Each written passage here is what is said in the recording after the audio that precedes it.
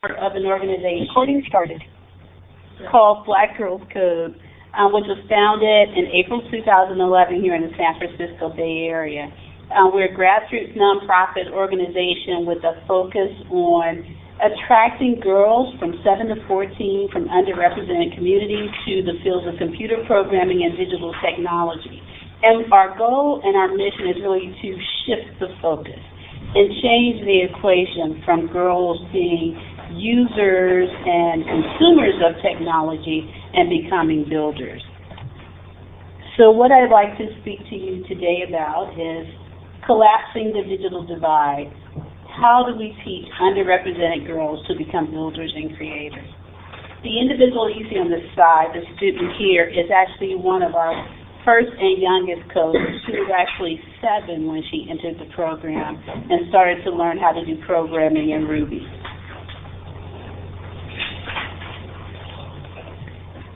So in 2010, I think many have heard this now iconic phrase from Douglas Rushkoff, program or be programmed. And the whole premise of this presentation that he gave was that we're now moving into a generation where if we do not know about computer technology and know underneath the veil of what computer technology is about, then we are apt to become users and be used by that technology rather than owning and taking ownership of it and being able to create. And that we're usually a generation behind any time that any new technological advance takes place. But the point that we are in now with computers and computer technology is even more critical than advances in the past. We have a new generation of young people that need to know more than just how to use an iPod, an Xbox, a Kinect. They need to know how to make these things work. It's so critical. So that was the genesis of Black Girls Code, to really drive that conversation. But before we start talking about what we did with Black Girls Code, since all of us in the room here are females, let's talk a little bit about what does a computer engineer look like. So if we were in the 1960s, the average computer scientist may have looked like the picture here on the screen. There were many women during war that were actually called from academic careers to do programming. For one, there was a lack of labor shortage. Most of the men were off at war, but also because women in general were thought to be more detail-oriented, to have skills that were really suited towards computational calculations.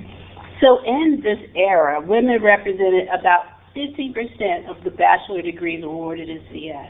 But many of those women that actually were integral in the first emergence of the supercomputer actually came from math and science backgrounds and not necessarily computer science. But we did start to grow. So through the next several decades, the number of women enrolling in CS majors steadily increased. Till about 1985, when women represented a high, well, this is a high for us, about 36% of all bachelor degrees awarded in CS. So we were starting to make some inroads into the technology community. Even Barbie got in on the action. So this is funny as it seems, this is a pretty old image, but you don't see these images now. So our girls are not growing up today seeing an image of Barbie holding a computer. But not too long ago, they did see those images, and it had a great impact on the careers that women decided to go into. Then something changed. Something happened in the universe which changed the direction for women in fields of computer science. In this article here from 2008, it kind of gives you an insight into the why we react, where you see the differences between men and women. So in 2008, if you asked a female college freshman, are you interested in computer science? Is this something that you might go into as a degree? Only about 3% even thought about it. So we went from 36% down to 0.3% even thinking about it. Something happened, something changed. So the discrepancy or the gap between the men that were actually interested in computer science and women steadily started to increase. There are many reasons that have been in many studies about what really happened. You know, there are things that say that as computers moved into the mainstream and industrial and academic environments, that CS was seen as a feeder or subjugate occupation to electrical engineering.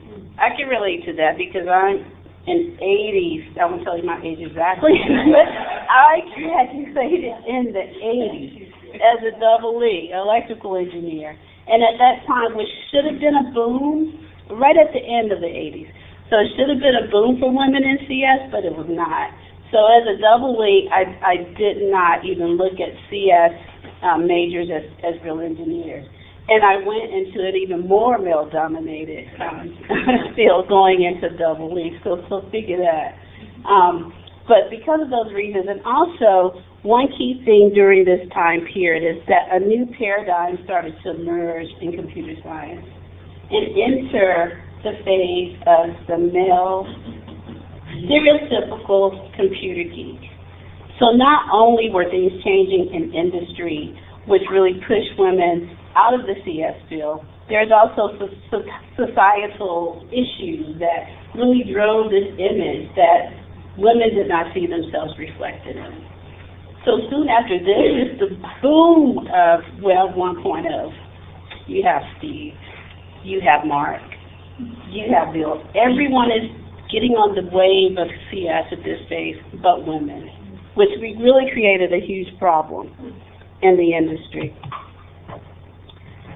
One thing that's really key to look at during this time, and it's really quite interesting, from this slide you'll see from the National Science Foundation, through this period from the late 60s all the way up to 2001, in all other STEM fields, women as a percentage gained. For computer science, we have a steep bell curve down. So there's a difference there. So when women are looking at the traditional STEM fields, we are in unprecedented rates getting into those fields. For CS, we were not.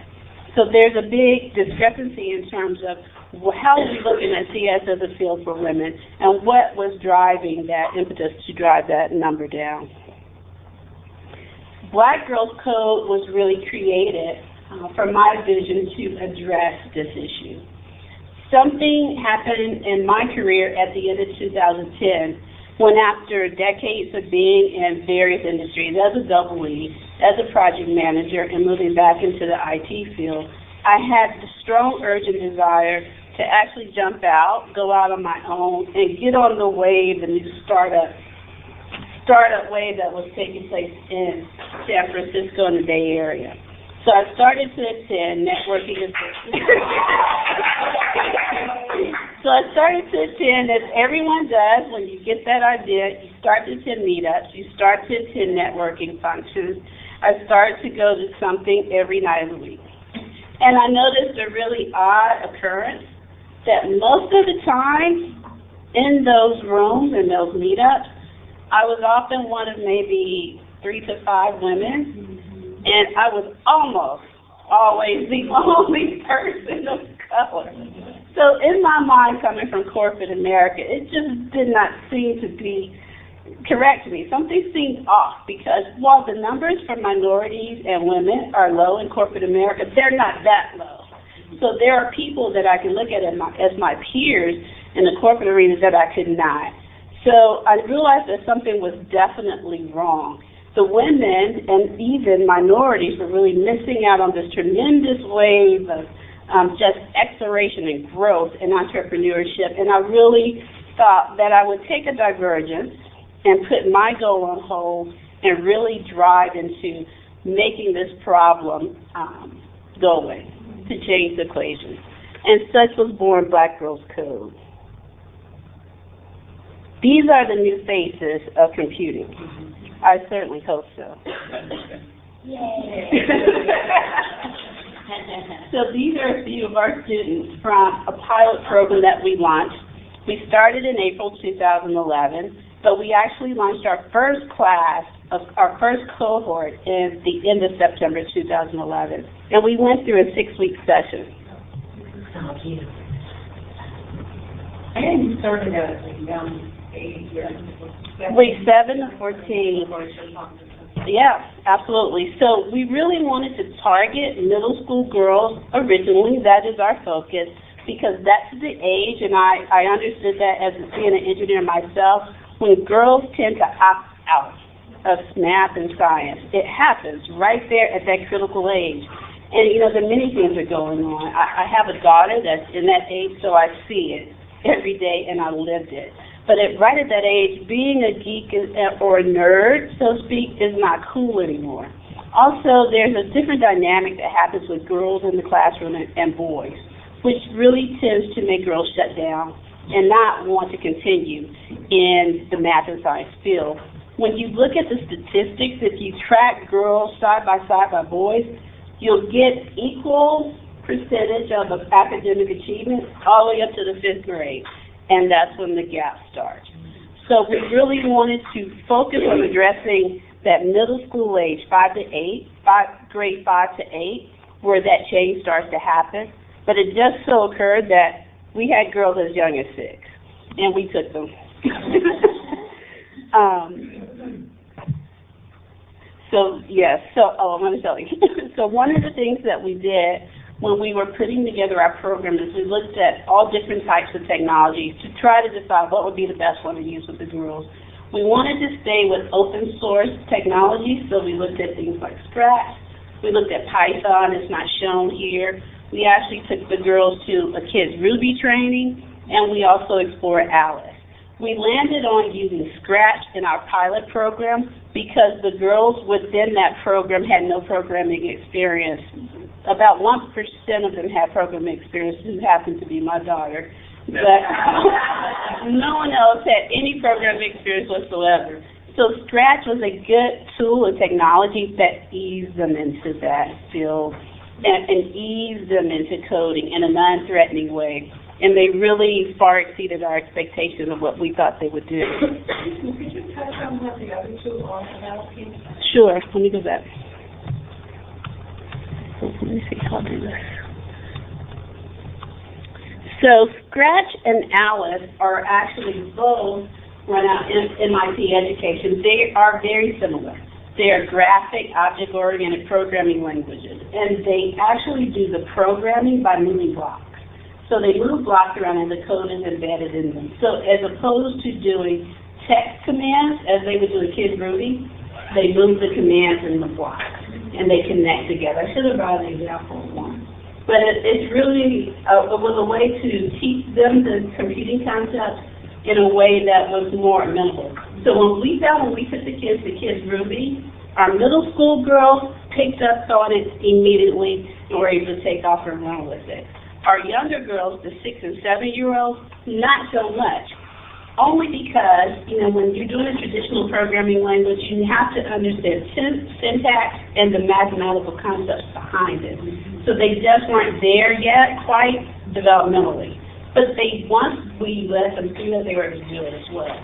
But these languages actually are more, I guess, approachable for girls at that developmental level. And so that's why we landed on using Scratch. It makes more sense to them. So, yeah, I want to say that in terms of contextualizing, contextualizing whatever the subject matter is, so that we can, relate to it. Yes.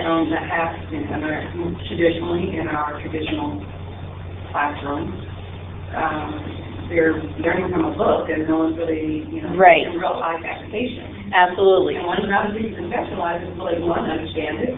Yes. And know too. You know how to do this. Right. One thing you just touched on that I didn't put in a presentation, but it's a really key point that we found in our classrooms that when we were doing a lecture with the girls, we were able to keep their attention minimally. So a very short spurt of time. So we kept those to the lecture portion of the lesson to no more than 10 to 15 minutes. And we got them right into the workstation. And they took the lesson and ran with it. So the quicker we could get them in the work mode where they were actually building and creating, the better.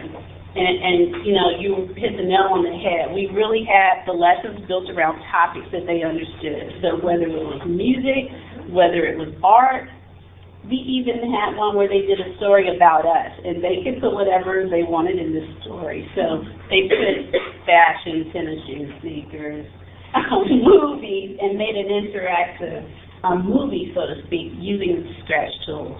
So we kind of let their imaginations run wild, and they kind of took that and ran with it. And they understand. They understood it. So, yeah. That's good. Very good. Absolutely. How long was this program?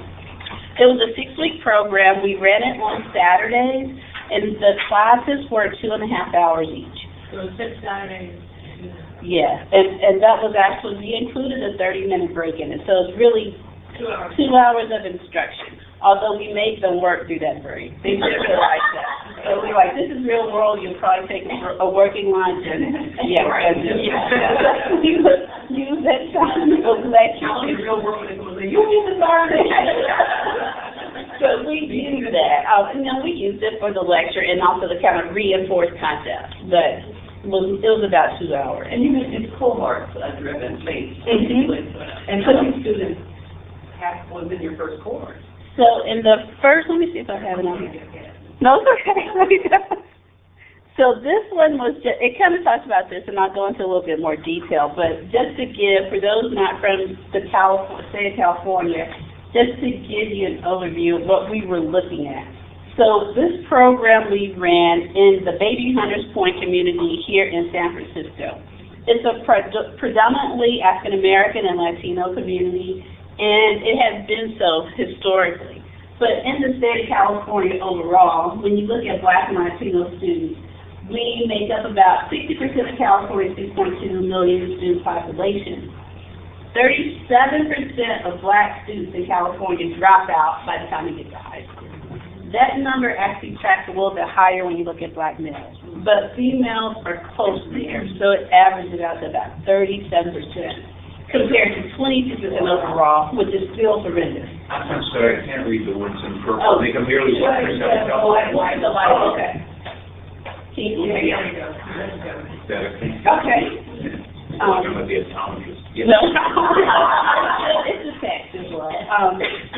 When you look at student performance levels as well, you will see that African American and Latino students perform about 3 grade levels below their peers in math and language arts.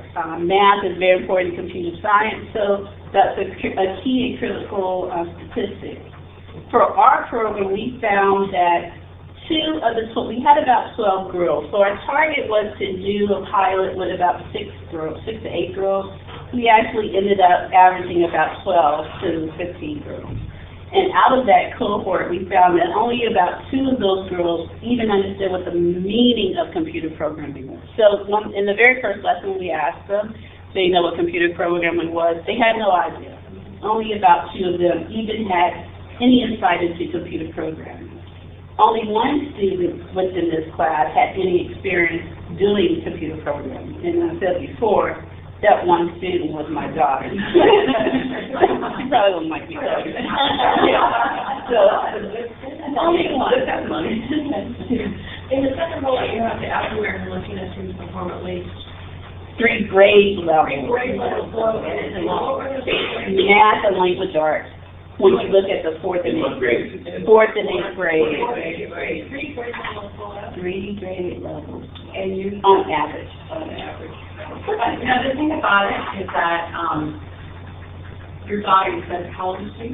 12. 12, okay. And a friend of mine who might be here today, her daughter's 6 years old, and she knows how to edit videos because her mom does that. It's a big part of her job. And so the point is that you can do it if you act when you don't want to do it. And so, and you have the right environment to do it. And so that's, it's just that so few female students actually do, and students of color. And so, but they're capable of it. They're absolutely. I just wanted to talk about two people now that we're coming up in the rapid changing technological age, and you see people with iPhones and they have little kids that are in car seats way more girls. They're picking up the iPhone, XYZ, and they're looking and they're buying things, and you're like, how did you do that? So, I mean, and you both put to it for them. Yeah, right. And they're going to TVs and they think it's supposed to be. So,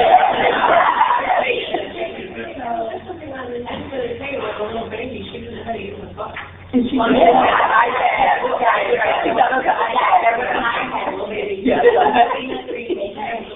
Then they give her a magazine. Yeah, Like, exactly.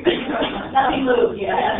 Yeah. It's just let you know that, we have to do something different to teach this generation of kids, and perhaps not different, perhaps a traditional way of teaching. Needs to look at ways to change. Right. But the thing is, the kids are using the technology. That doesn't make sense.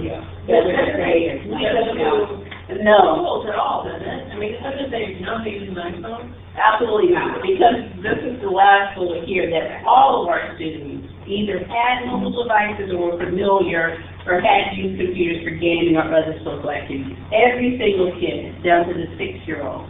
So they can show you they could probably show me how to program my iPhone. And my daughter has programmed my iPhone. But they do not understand what's behind that veil. What makes that work and tick? They have absolutely no concept of that. And they may not think of, they're thinking of it as an object to be used or a device to be used. They're not thinking of, who built this? Who creates these? Right. And what do you need to come up with this, Well, not only, 7, 14-years-olds don't think that deep about it, neither do I. I always say, it shows my age, but, I just want a phone that there's rings and I can call out and maybe, retrieve a voicemail, and I don't need all that other, gadgetry stuff. So it's, I never really, still don't understand what goes into mobile applications and things that Right. too. So, right, and I think that goes back to the very first quote that I took from Douglas Rushkoff, is that we are in a consumer-driven culture, and so that is what we're given. We're fed the tools, but not really shown that there's something behind that tool, and that there is inherent bias in this technology. So if you didn't know that, okay, there is some bias built into this, and I don't understand it, then that's where you become a consumer and a user of technology rather than being able to control it. So our key goal with the program as a vision is not that we will create the next Steve Jobs, although I have that as a personal vision. I want to create the next Steve Jobs. I do. And she's a 12-year-old daughter. But even if we don't, technology just influences everything we touch these days. So we want the girls to leave our program with that sense of empowerment. So even if they don't become programmers themselves, they can speak tech. I like to say that, even though I don't program every day, I can speak tech. So if you bring a developer into the room, I understand how to have a conversation with them to kind of drive the project where I need it to go. And that's what I see as a vision for the girls, to be able to speak tech and really control their destiny a little bit better. Let's see what else we have. We have some really key and interesting learnings from our pilot program. And I just wanted to touch on a few of these. One thing that we really learned through the program is that girls enjoy pairs programming and team projects. Yeah, so we kind of were forced into pairs programming, even though we were looking at it anyway, because we were in a free computer lab and we only had 8 workstations. So we had to pair program. But we already had it in our mind from just our network and the mentors and TAs that came in, that pairs programming was the way to go. So we moved the girls to pairs programming. In this example here, Naila's 7, and at this time, you can't see her from the back, but that's Naya, she's 6. She was the youngest in our program. And they are working on a project together. So even at that young age, working on a project together and just having that collaboration, it worked well. Sometimes they would fight, but, we could usually get her just work from them. We also did a lot of team projects. So in this project, in these slides or pictures here, you see the girls working on one of the very first projects when they were doing a digital interactive story called About Us, and they worked in teams of about 4 or 5. And really mapped it out. So we took them through the whole development process of mapping out an idea before they would actually build it and code it. And so that we built that into the team concept. Another thing that we found is that consistent peer-to-peer and teacher-to-student feedback works. So these 2 pictures here, when we would do a lesson, break out the ladies and do a lesson, when we completed those lessons, we did a walkthrough with the whole class. So we would walk from workstation to workstation and review, have the girls present their project to the rest of the class and the teachers. And we did this every single class. So not only did the girls get direct and immediate feedback on the work that they did, they built a sense of ownership, and they also built some self-confidence because they had, even the youngest 6 or 7-year-olds, they had to present their project. I really made sure they did that. They had to stand up, they had to present it, and we would all kind of encourage them and congratulate them on the work that they did. And this picture here is one of our students taking a break from the workstation to actually revisit a concept with the teacher. And we did this as well on a routine basis. And we really had a luxury of having almost a 1-to-1 student ratio. We didn't plan it that way, but we had quite a bit of volunteers.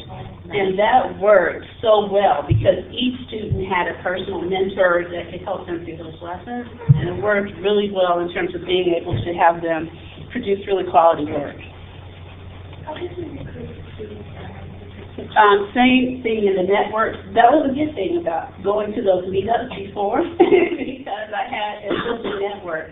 So the women in the tech community, and this one actually shows a little bit here, we had women from throughout the tech community that came in as our TAs and mentors. So I went to organizations like Women 2.0, I went to organizations like Women Who Code and really talked about our program and encouraged women to come in and be TAs and mentors, and they did. And for the students for college project? Oh, for the students, we actually went to the schools in the Bayview Hunters Point community.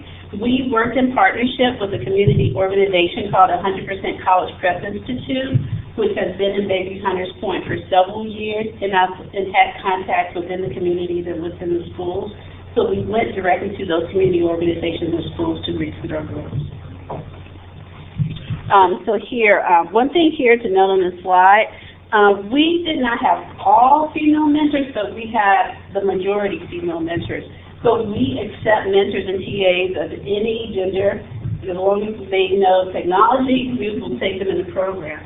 So we found that it was really helpful for the girls to see themselves reflected in the mentors, and it really helped them to open up and feel comfortable and ask questions. So that was the key. So that kind of gets back to the chicken or the egg concept. You know, do we create these new technologists that are female in gender, and then how do we create this round table of giving back and creating that community? But that worked really well for us. So in this slide, just to kind of wrap up, what did we accomplish? We found, as I said before, our student enrollment goal for a pilot was 6 students, and we averaged between 10 to 12 girls in the course of the 6-week pilot. So we overshot what we wanted to start out with, but that was a good thing. Our youngest programmer during the program was 6 years old.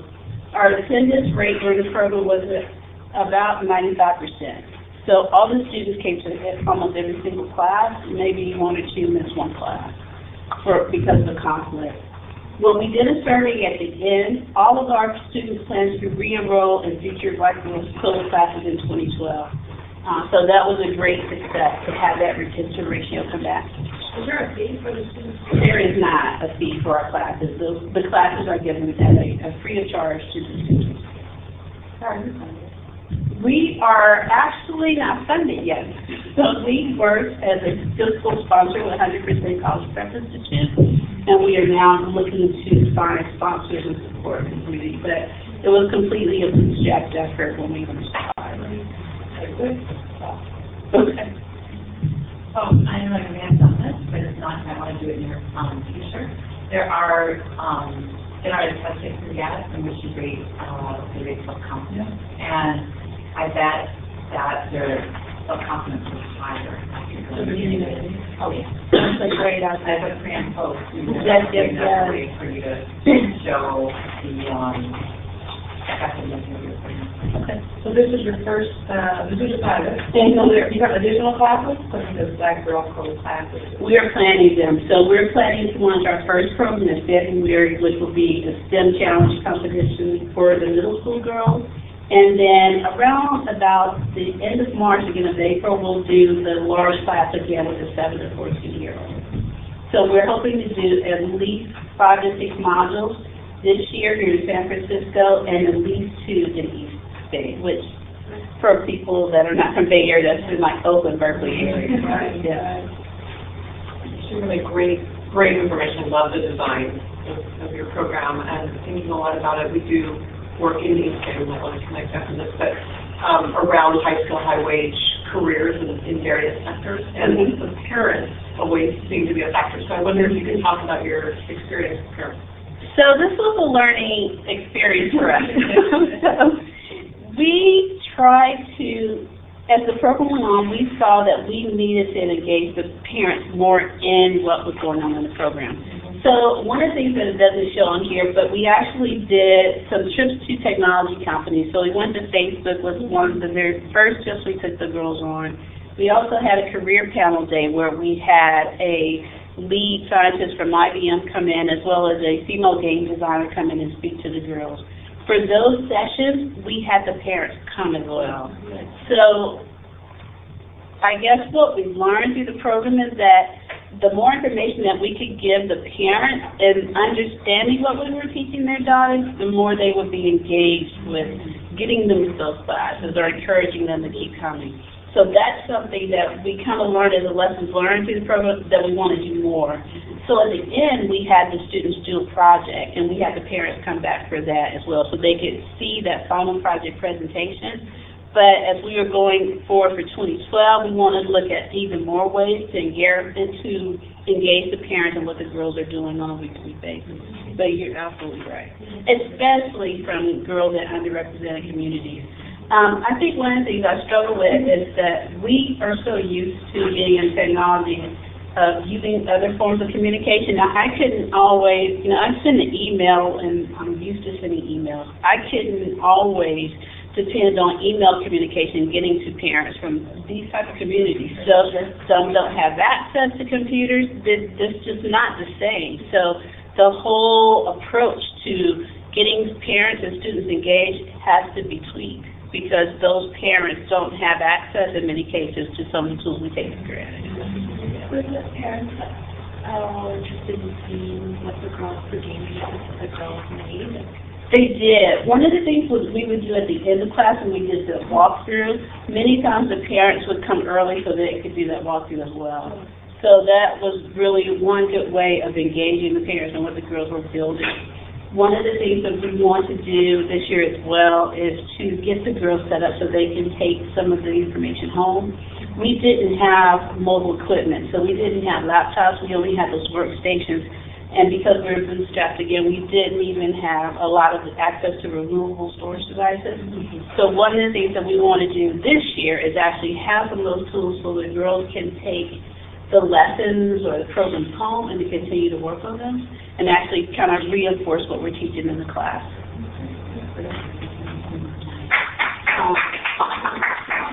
No, I'm not done.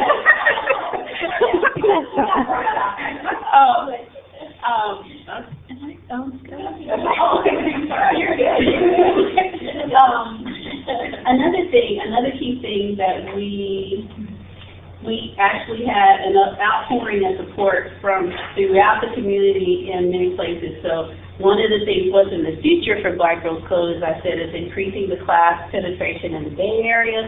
But we've also had interest from others to start a program in areas like New York, D.C., Atlanta, and we've had offers from as far as Zimbabwe and Uganda. So we're not ready to make global yet, but that is definitely our vision. So we're hoping to build into our program for this year at least a few, 3 or 4 summer sessions that will be outside the Bay Area and kind of move into this space. I think just a few more. Let's see what I have. So just to wrap up, I wanted to just speak to why it's important for girls to learn the program.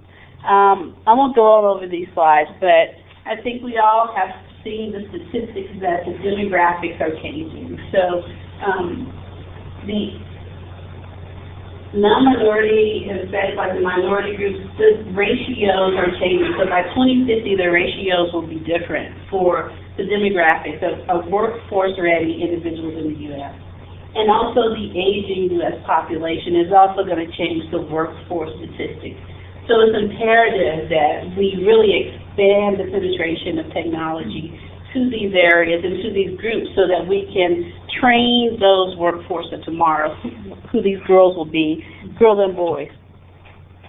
Also, one thing that people tend not to think about, but it's really true, women and minorities are early adopters of technology. So this slide here just speaks to Twitter. But this could be Twitter, this could be iPad, this could be smartphone. It would be the same. Women and minorities tend to be some of the highest users of these internet tools as well as devices. We just do. Women use these and we're really early adopters in the space, in the technology space. And one thing that's really should be understood is that women and girls love technology. And so this slide just speaks to the stereotype of a gamer as a 14-year-old boy, and couldn't be further from the truth. And this is from the founder of an organization called WomenGamers.com. And this slide is actually our own girls that were doing programming with the Connect. And that was probably one of their, they had some fun with that class, and I think they had it. But they loved it. And the student sitting down is actually my daughter. So this speaks to her seriously because one of the main drivers personally for doing something like Black Girls Code is because she was like a serious gamer. And if I wasn't watching her, she would literally stay up to 2 o'clock in the morning playing games. She's just into the whole gaming field. So to think that only boys do gaming, that's not true. Girls are just as into technology as boys. So creating that atmosphere where they feel comfortable jumping the fence, so to speak, and becoming a creator of it is even more important. So if that's the case, and so many girls are using it, so many minorities are utilizing it, and yet the image of 14-year-old gaming programmer or programmer by providing what we said in the last session with Mammoth. Is that still so much the established stereotype? Are you doing anything to become posters or like marketing materials, or do you do any of that with that? I mean, it seems like that whole image has to change. So we've tried to address it by exposing the girls to other females. So like the mentors and TAs that you saw are all in the technology field, technology or STEM. Most of them are technologists themselves that actually work in the Valley. So by bringing in females that they can see that it's not just for boys. So you can't see Judy here, but this is Judy. She's actually teaching the girls about the Connect. And, she actually really connected with the girls because she's a gamer. So they started to talk with gaming things. So really exposing them to others. Also on the trip to Facebook, we actually had a panel discussion with the Women's Network at Facebook, who spoke to the girls about careers and what their interests were and kind of how they started. So we've addressed it more so not by just doing the marketing side, but actually exposing them as much as possible to women in the space. The research shows actually though that types of games that girls play are different. And I sat on a women gaming panel, and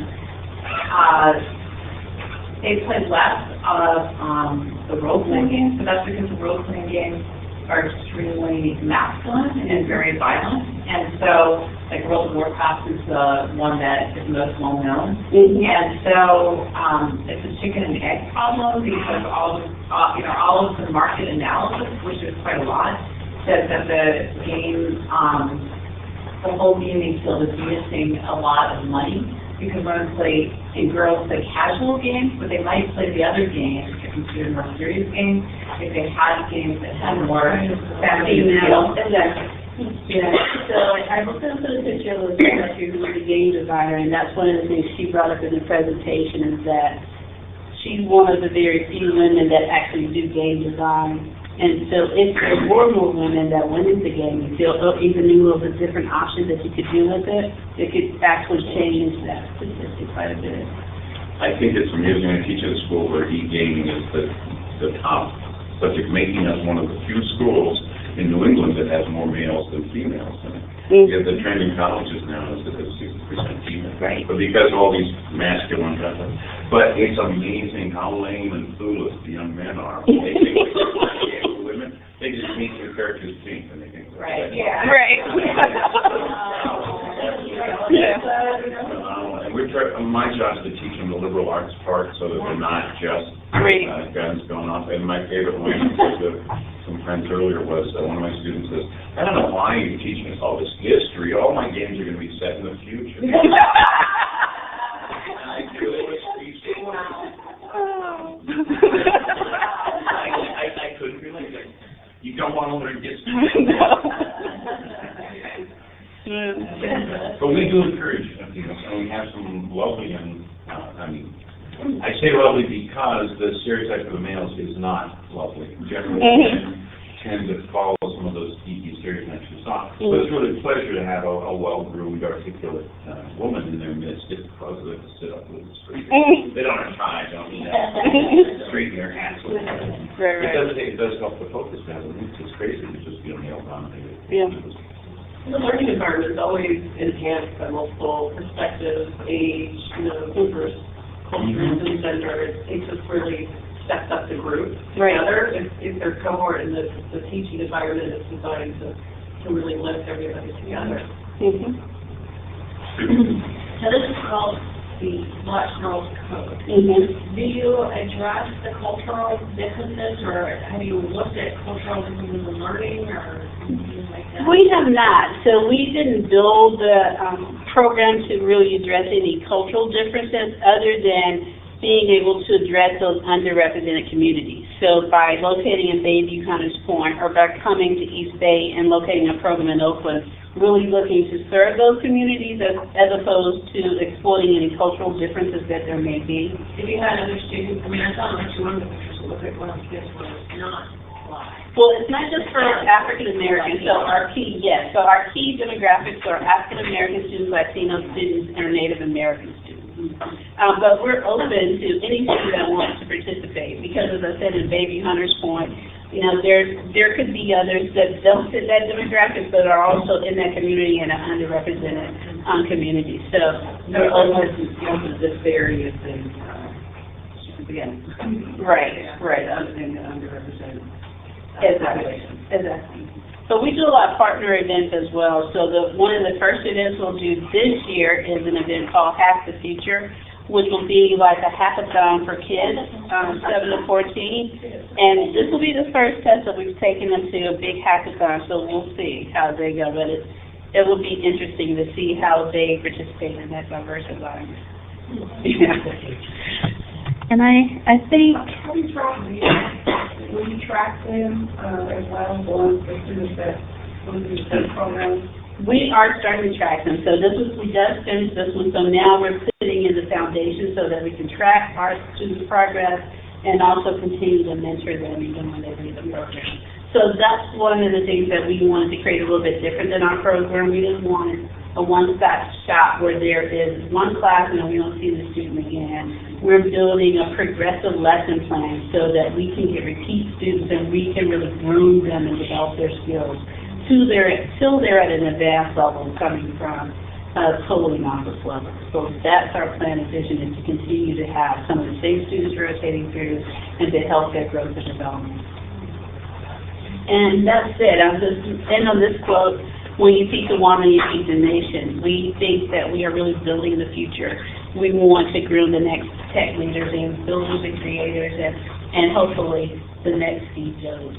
Thank you.